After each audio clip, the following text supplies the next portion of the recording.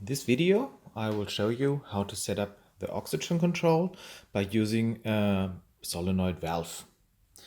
Plugged into plug 1 is the oxygen sensor. It is automatically recognized and it's already reading the values. On output port 1, I have connected a normally opened solenoid valve, which means that it will open when the power is off. To set up the oxygen settings, I go into the menu and select output ports because I want to give the output port 1, where the solenoid is connected, a function. Select plug 1. And the function for controlling it with the sensor value is the sensor control. By pressing OK, I have switched it on. Now I can go back into the menu and I see that now a new submenu appears. To set up the oxygen values, I go into the submenu Sensor Control. And at first I have to set the control parameter. If it's switching by the oxygen in saturation, for example, or by milligrams per liter.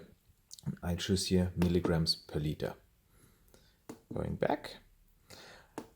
Since there could be several sensors connected, I have to define on which sensor port it takes the readings. So this is in my case sensor plug 1. The start value is here set it to 7, or let's say 7.5. So which means if the oxygen falls below 7.5 milligrams per liter, the output is switched on.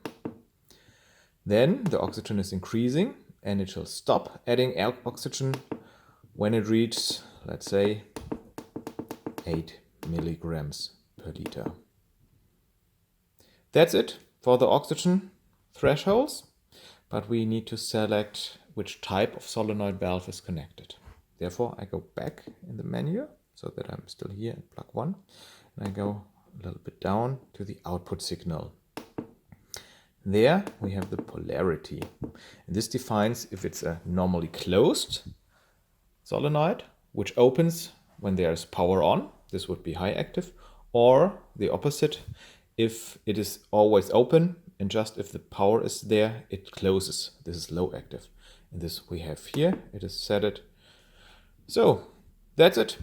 The oxygen control is now set it.